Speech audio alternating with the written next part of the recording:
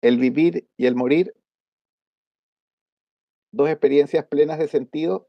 Para nosotros es un placer con Iraní estar acá presentes en lo que es estos temas esenciales. Y la verdad es que queremos hacer que esto sea algo bastante fluido. En el caso de Iraní va a presentar primero un tema relacionado con el morir, el sentido del morir. Voy a hablar algunos aspectos de lo que es el sentido de vivir, que es lo que me toca a mí. Históricamente en el pasado con Iraní hemos estado muy preocupados del tema. Creo que todos los que estamos acá nos interesa muchísimo. Hemos desarrollado en algún momento, en el pasado, desarrollamos un libro que le llamamos Dos bailarines entre el medio de la vida y de la muerte. Eh, y pensamos que era una manera suave de enfocar el tema, vivir, morir, un bailarín. Entonces, este texto tuvo para nosotros un significado más especial, digamos, en términos que hicimos un carteo, hablamos del vivir, del morir, de nuestras experiencias. Solamente decirles que dentro de la experiencia que puede comentar un poco más Iraní, él tiene mucha experiencia en lo que es el suicidio de adolescentes, que es una forma de abordaje del tema con personas que han tenido dificultades como médicos, que él lo planteaba en su libro. Y en mi caso yo he tenido una experiencia sentida, digamos. Yo trabajé mucho tiempo con pacientes terminales en el Hospital San Borja Ariarán y es parte de mi experiencia actual. He trabajado mucho en el tema, en el sentido, para mí es súper importante eh, develar lo que se llama este absurdo entre vivir y morir. Entonces, quisiera darles respetuosamente el pase a mi querido amigo, y si quieres presentarte un poco más, Iraní, puedes usted presentar.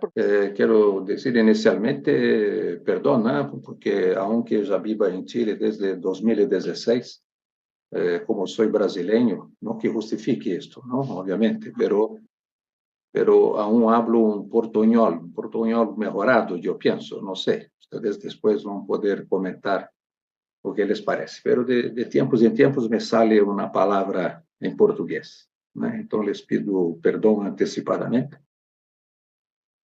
É um prazer estar acá. Eu penso que esta é uma oportunidade riquíssima para que nós podamos discutir não só o tema de la muerte, del morir, pero también, obviamente, el tema del vivir, ¿no? Hablando de mi presentación, yo soy psiquiatra, soy médico de formación, después estudié psiquiatría, me especialicé en psiquiatría de niños y adolescentes, trabajo mucho com adolescentes e adultos jovens e com alguns adultos e com muitos adultos, perdão, não tão jovens assim também. Pero depois disso, formação em psicoterapia em Brasília, em psicodrama, e a partir de 2016 eu me cambiei para Chile e trabalho na Universidade Bernardo O'Higgins, sou professor media jornada na Escola de Psicologia para pré-grado. Eu terminei, acabo de terminar em fevereiro, março, perdão, terminei um magíster em teoria sistêmica e devo partir para um doutorado este ano, né? Me gusta muito me mover, me gusta muito estudar e aprender e, obviamente, investigar. Vou a partir comentando que el vivir e el morir são duas dimensões da vida. Mais que isto, não? Eu penso que são dois paradigmas, muito potentes, muito importantes, né? Viene a pergunta, o que é vivir a vida? Pergunta potente. E também é uma pergunta muito potente nos perguntarmos o que é a morte, o que significa, qual é a dimensão, qual é a finalidade, qual é a necessidade de se pensar em la muerte. Eu penso que não há vida se não incluirmos a muerte também. E é muito interessante pensarmos que, habitualmente, no dia a dia que nós vivimos, né, não pensamos em morrer, não pensamos em la muerte, não hace parte, né? Chegou viernes passado, eu estava na universidade e todos nos nos despedimos, ¿no? Buen fin de semana, que descansen, que se diviertan, hasta lunes, ¿no? Y no pensamos si vamos a estar vivos este lunes, mañana, ¿no? No sabemos, no tenemos esta certeza si nosotros no vamos a morir esta noche, ¿no? No estoy llamando a la muerte, ¿eh? Pero es importante que tengamos este concepto para podermos organizarnos nuestras ideas y obviamente nuestros sentimientos. ¿Qué es vivir la vida? ¿No? Yo pienso que vivir la vida significa buscar alcanzar especialmente los placeres de la vida, ¿no? Hay una escuela de filosofía que me encanta, que son los epicuristas, ¿no? Que planteaban la importancia del placer en el vivir, ¿no? Del placer en el día a día de la existencia del ser humano. Y yo valoro muchísimo personalmente los placeres de mi vida, ¿no? Desde los más pequeños, como tomar un vaso de agua, por ejemplo, cuando estoy con mucha sed, hasta los mayores, ¿no? Como encontrar el amor con A mayúsculo, se sentir amado, me sentir amado para mí es muy, muy importante con A mayúsculo también. La dimensión de los placeres del cuerpo, ¿no? Las sensaciones que tenemos en el cuerpo, la sexualidad, ¿no? Es muy importante valorar esto como elemento, como argumento para el vivir la vida. Vivir con B corta mayúscula también. Y también, obviamente, nos planteamos, ¿no? Siempre nos planteamos tener logros, ¿no? Entonces, alcanzar estos logros, ¿no? Llegar a la realización de estos logros también es algo que tiene mucho a ver con el concepto de lo que significa vivir la vida. ¿Qué es morir? ¿No? Como les comento, yo soy médico de formación. Entonces, para mí, morir significa la última respiración, el último latido del corazón, ¿no? Cuando el cuerpo muere, termina la existencia emocional, intelectual de la vida. Esta es mi posición. Es, obviamente que hay otros puntos de vista, pero este que les planteo lo que creo. Podemos estar más conscientes o menos conscientes de este momento, ¿no? Es muy importante este concepto, ¿no? Que habla un psiquiatra americano, Irving Yalom, que habla de la importancia que nosotros, que es un factor muy positivo de la vida, podemos tener conciencia de nosotros mismos. Entonces, tener conciencia del fato que vamos del momento de la existencia de la muerte en nuestras vidas es algo muy rico, muy potente, muy importante, ¿no? Claro que hay varios tipos de muerte, ¿no? Podemos pensar, por ejemplo, que hay las muertes esperadas, las personas que van se quedando cada vez más mayores, ¿no? Más viejos, ¿no? Personas, ¿no? El promedio de vida de los brasileños, para que ustedes sepan, es 75 años en promedio, ¿no? En Chile es más, está se aproximando de 80 años de vida, pero nosotros obviamente debemos tener conocimiento en nuestras redes sociales de personas que tienen más de 80 años de vida y que están vivas, ¿no? Entonces, ese es un tipo de grupo, es un grupo de personas que podemos pensar, ¿no? Que podemos considerar la presencia de la muerte, ¿no? Las personas que esperamos que en algún momento las personas se despidan, ¿no? De la vida por tema de edad. Otro grupo de personas son las personas que desarrollan enfermedades crónicas, ¿no? Que van a tener también esta direccionalidad, ¿no? Para el camino de la muerte, ¿no? Y hay también las muertes agudas, como llamamos en el mundo de la medicina, las muertes abruptas, las muertes repentinas, ¿no? Que ahí pueden ser de personas de todas las edades, ¿no? Desde niños, adolescentes, adultos jóvenes o adultos mayores, ¿no? Y pueden tener un final de vida a través de un accidente, um acidente de automóvel, um acidente de avião, né? Eu me acuerdo, quando escrevi esse texto, me acordei de um ex-paciente meu que trabalhava em uma agência de publicidade em São Paulo, que sua jefa, uma pessoa super jovem, de uns 30 e poucos anos, se despediu de su pololo. Su pololo ia trabalhar em outra cidade que não São Paulo, tomou um avião e foi trabalhar. Passou o dia hasta a noite. Estavam se preparando para se casar, para viver juntos, né? E quando su pololo volvió a São Paulo, hubo um acidente, que foi um dos maiores acidentes que São Paulo, da cidade onde vivia, presenciou. E este pololo estava aí e murió, como todas as pessoas do avião murieron, né? Eu, personalmente, tuve consciência de la muerte quando eu cumpri 50 anos de idade. Eu estava com amigos, né, em minha casa, em São Paulo, nesse tempo, e estávamos comemorando meu cumpleaños, né? Estava passando um show de los Bee Gees, né? Aí vocês vão ter um pouco de ideia de mim.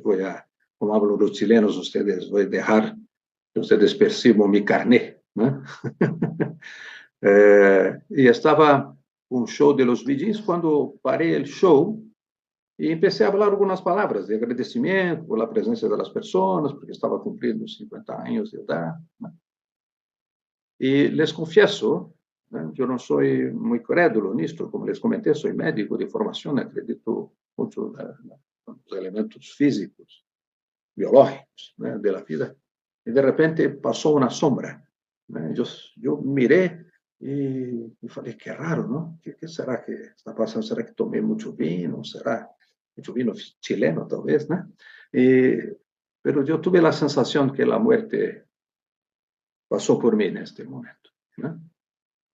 Les confieso que tuve uma sensação de medo, por um lado, pero por outro lado também me pareció importante ter esta percepção, este pensamento, ¿no? E depois,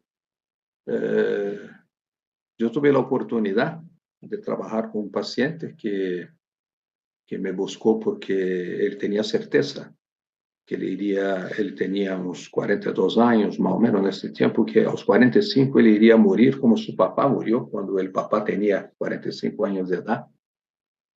E ele estava muito imobilizado emocionalmente porque tinha 2 filhos muito pequenos e ele tinha certeza que iria repetir a história da família. Iria morrer aos 45, iria deixar seus pequenos filhos sem sua presença. E este paciente me permitiu, e ele sempre estimulava, né, em sua relação comigo, né, havia elementos emocionais de várias ordens, né, mas ele sempre me dizia, mira, Irani, tu tienes também que se cuidar muito, ¿eh? Porque os brasileiros, ele me dizia, 90, 95%, 98% dos brasileiros vão a morrer neste promédio de 75 anos de idade.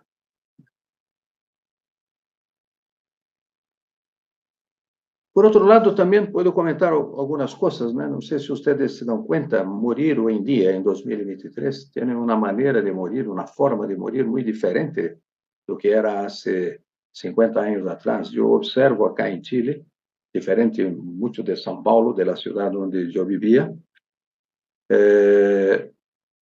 Acá, por exemplo, quando uma pessoa, isto, claro, não passa com todas as famílias, mas há famílias mais tradicionais que quando uma pessoa muere, se mantém o corpo na casa, né? Se hace uma despedida, né? Se invita os familiares, se invita os vecinos, né? Antigamente,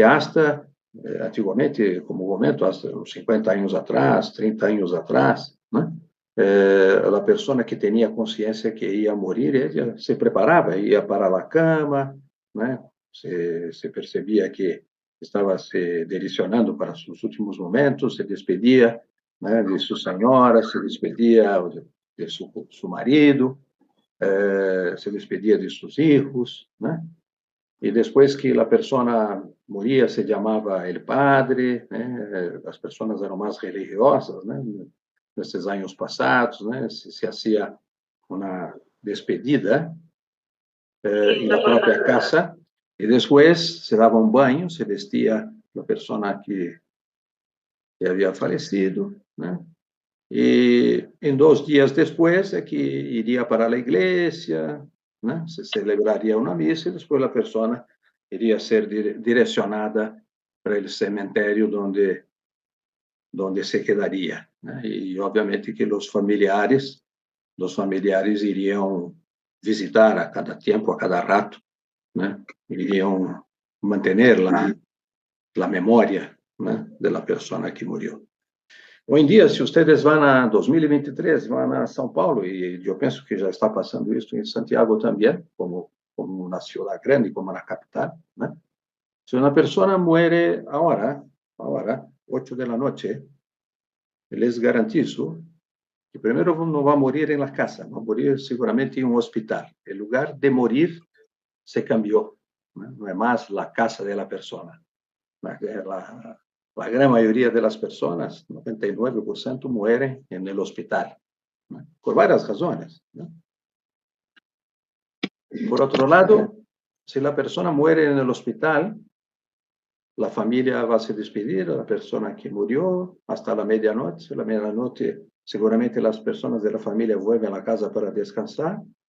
La persona que murió se queda sola en el hospital, un espacio reservado para esto. Y en el día siguiente, muy probablemente no irá a un cementerio, por lo menos para se quedar en una tumba, irá a un cementerio para ser cremado. Y alrededor de las 12 horas de la mañana, de mañana, ya habrá terminado toda la ceremonia de despedida de esta persona. É um tema que não é muito hablado, é um tema que é pouco conversado em las famílias, né? Dependendo de la edad de los hijos de la persona que murió, né? Probablemente, no sé, no estarán presentes en el momento de la despedida final, né? Y terá que ser muy rápida la despedida, né? Como si no hubiese mucho espacio para se discutir, para se conversar, para se apoyar, ¿no? Como si nosotros tuviésemos que nos despedirmos muy rápidamente de la persona que murió, ¿no? Tenemos que nos despedir muy rápidamente de la muerte.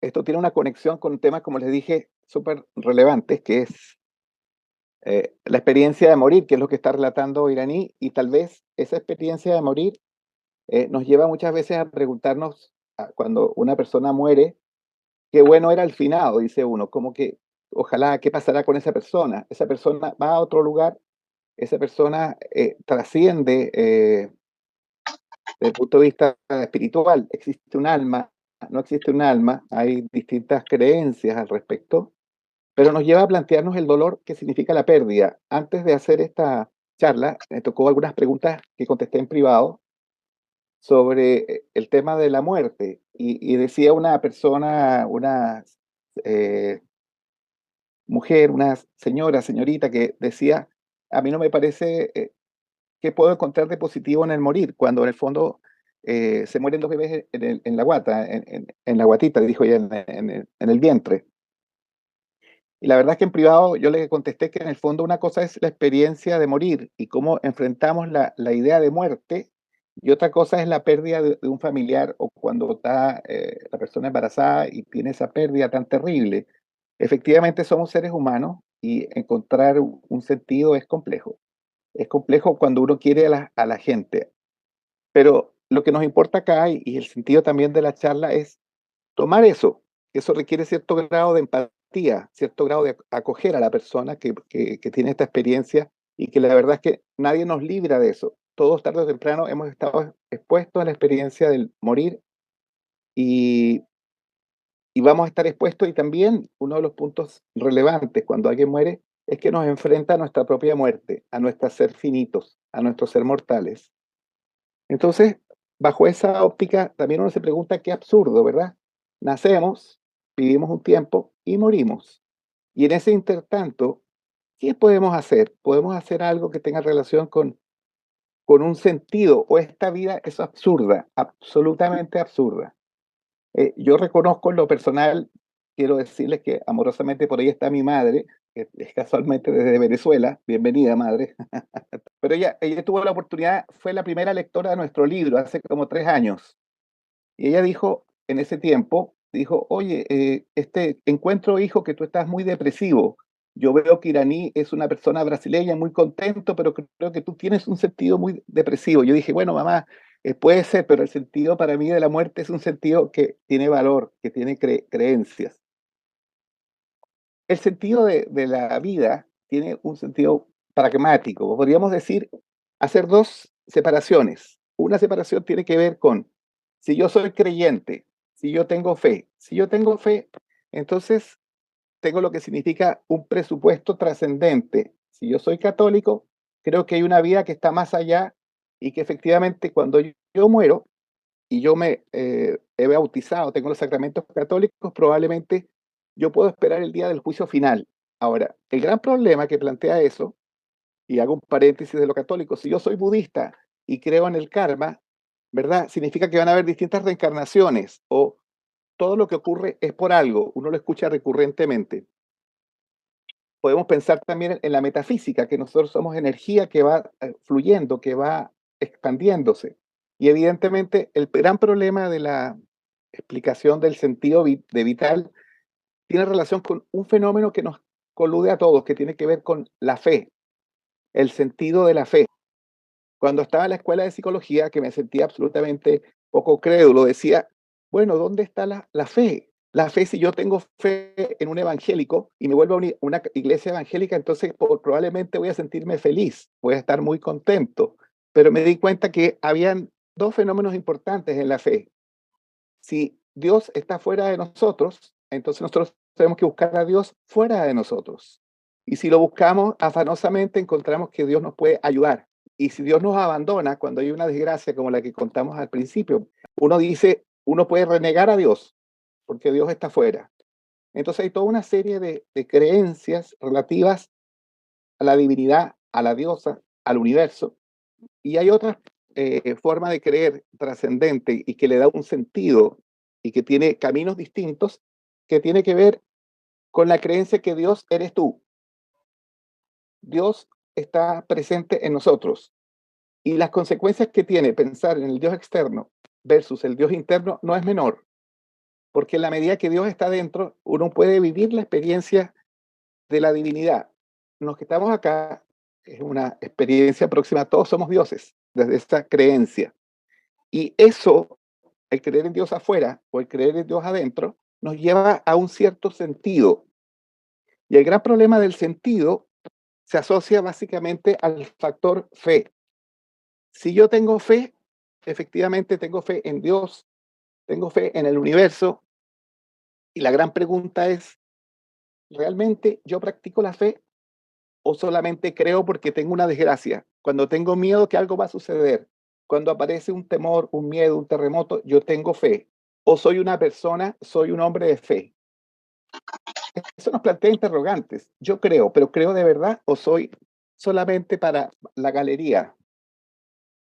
Por lo tanto, hay una creencia también de cuando el yo es interno, del yo soy. El yo soy es una creencia universal metafísica occidental y oriental que dice que nosotros somos Dios y que de alguna manera la gran pregunta también, sea que creas que el Dios está dentro o está afuera, es si tú eres consecuente, si esa fe la mantienes. Todo este sentido es un sentido cósmico, que los filósofos hablaban de este sentido cósmico, también lo habla Yalom en su texto, dice, existe este sentido y entonces uno le da coherencia a esta muerte, que de repente esta muerte que puede ser catastrófica. Pero también encontramos, si ponemos el paréntesis desde el punto de vista existencial, yo me preguntaba cuando atendía a personas con VIH o personas cancerosas en el San Borja Herrera, si yo podía ayudar si no tenía una creencia en particular. ¿Cómo ayudas a las personas que se mueren? se puede ayudar a las personas que se mueren si realmente, eh, qué sentido tiene. Y la verdad es que aquí para mí aparece un sentido importante. Desde el punto de vista existencial, el solamente acompañar, que es uno de los sentidos, acompañar a alguien, escuchar a alguien en un sentido último de su estado de vida, ya le da a uno un sentido vital. Eh, y aquí es el tema importante de hacerse cargo. Yo me hago cargo de que efectivamente el acompañamiento es un sentido esencial de los seres humanos. Encontrar un sentido también tiene que ver con el que yo me puedo realizar. ¿Soy yo capaz, por ejemplo, usando el concepto de Maslow, que ustedes se los menciono brevemente? Maslow es un psicólogo que creía que los seres humanos vamos pasando por escalas.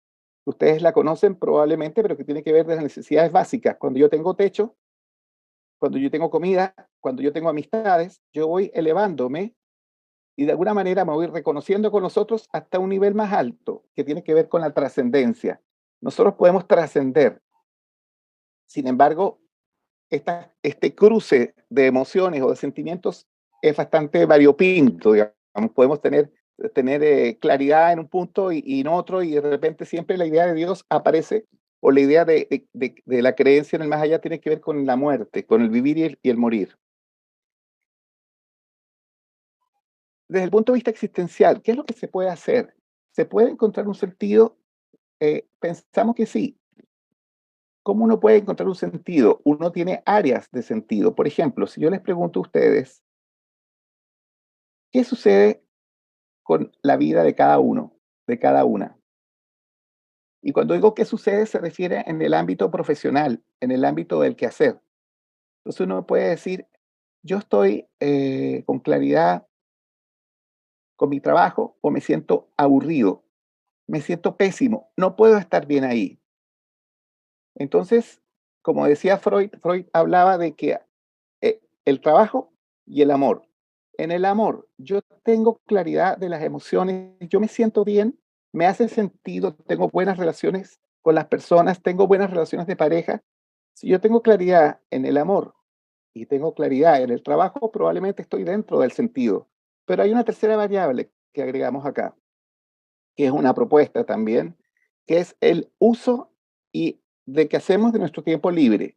Si yo tengo experiencia y soy un buen pintor, yo puedo pintar de buena manera, yo pinto y me expreso satisfactoriamente.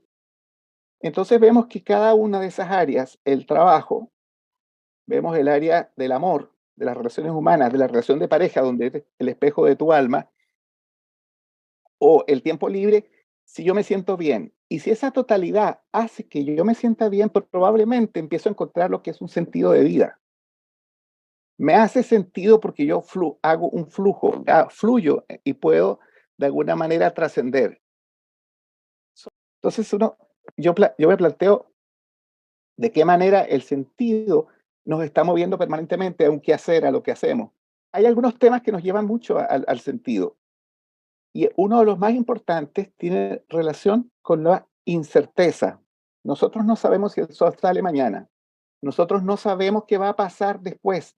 No sabemos si vamos a continuar una relación de pareja. No sabemos cómo va la economía. Habrá un problema. Y toda esa incerteza hace que yo digo, estoy caminando de qué forma, con tanto temor, con tanto miedo. Entonces, si yo quiero, empiezo yo a tener sentido, empiezo yo a aclararme, estos vaivenes de la vida son menores. Yo puedo realmente ir por un camino que es conciencia de vida, conciencia de vivir bien.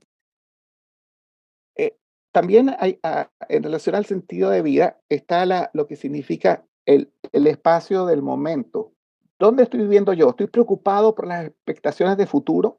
¿Estoy preocupado por lo que pasó y me siento culpable? ¿Soy una persona que me siento mal o estoy bien? ¿Qué es lo que hago? ¿Soy capaz de vivir el proceso del momento presente?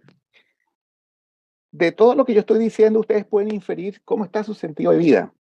Si yo estoy viviendo siempre en el momento presente, en el espacio del aquí y el ahora, soy capaz de tener una relación de amorosa, soy capaz de tener una relación con el trabajo, capaz de tener una buena relación con mi tiempo y con lo que yo quiero hacer, entonces estoy dentro de lo que se llama la conciencia de vivir en el aquí, ahora trascendente. Mi vida adquiere sentido. Yo no sé si existe algo más, si existe tal vez la divinidad. Somos, como decía Schopenhauer, hablaba del sentido cósmico, que bueno, pero él lo pensaba negativamente. Él decía que había una suerte de que nosotros mirábamos las estrellas, y si mirábamos las estrellas no éramos nadie ad infinitum. Entonces al final somos pequeñas, ni siquiera somos hormigas, somos nada, y nos creemos todo. Entonces uno puede decir, te puedes aplastar con ese pensamiento, puedes decir, yo me hago cargo de ese sentimiento de soledad, me hago cargo de esa responsabilidad y digo, mi vida tiene sentido. Bueno, quisiera hacer un pequeño ejercicio que se llama, en Focusing, se llama despejar un espacio. Yo voy a hacer una pequeña reflexión, también psicodramática, con Pedro Torres, que tiene que ver con que ustedes alrededor de un minuto, y solamente un minuto, voy a hacer una inducción para que ustedes se centren en los siguientes temas. Los invito por un momento a que se centren en el respirar. Respiren atentos, respiran con atención, es imposible que dejen de respirar si es que no hay muerte. Respiras, inspiras y botas, y mientras haces este ejercicio de manera tranquila, respira. Vamos a aprovechar este pequeño espacio para que puedas mirar interiormente si tu cuerpo está tenso o está relajado. Imagínate cómo están tus órganos internos, cómo está tu corazón, cómo está tu sistema nervioso. Y mientras haces este ejercicio, te invito a que imagines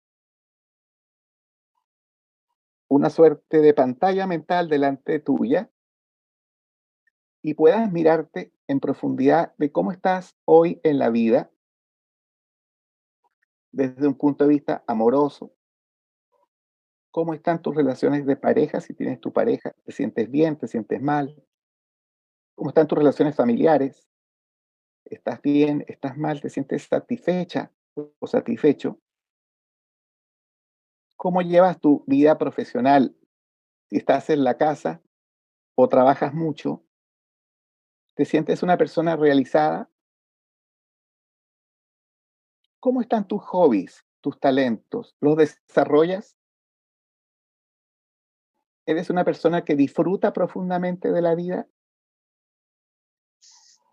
En esta pequeña reflexión, date cuenta qué pasa con tu cuerpo, con lo que está sucediendo, con este presente. Te das cuenta de quién eres, de cómo estás.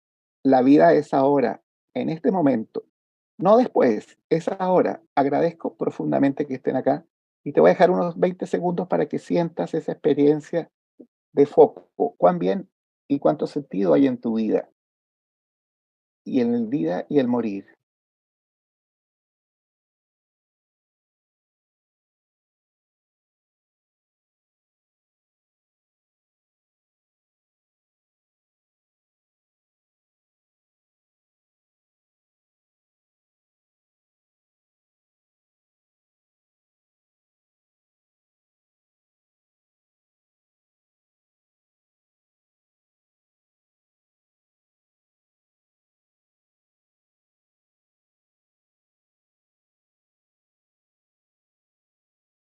Y cuando quieras, te invito a que puedas volver aquí y ahora.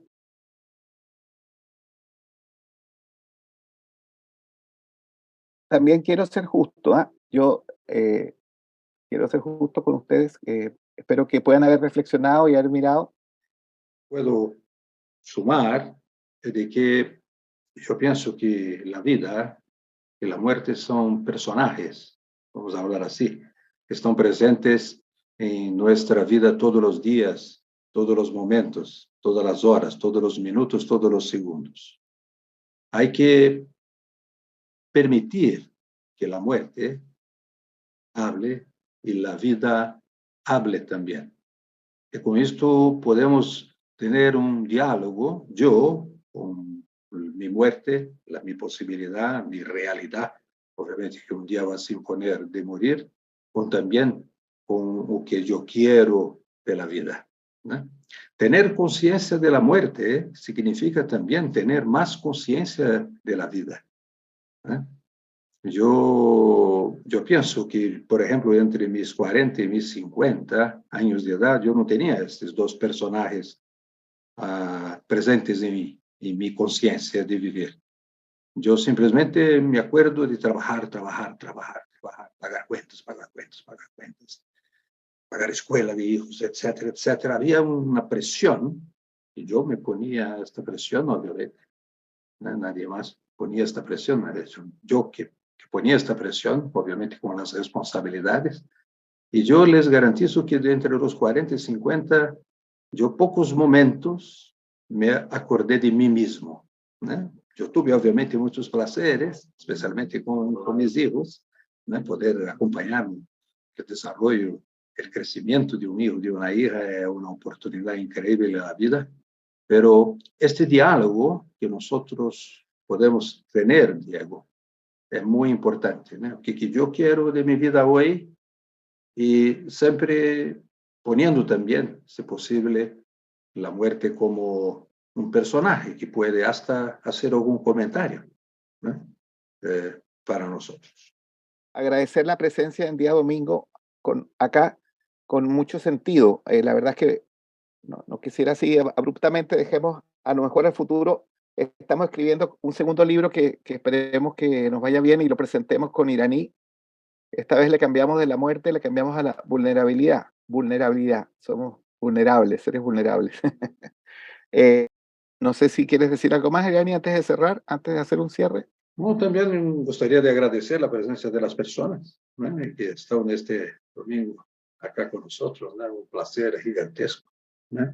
Un placer, yo me siento, yo veo esta posibilidad como un gran encuentro amoroso, ¿no? Que hablamos de la importancia de vivirnos, ¿no? Con la mejor forma posible, ¿no? Sabiendo que en algún momento no estaremos más acá, ¿no? Muchas gracias. Sí, dale.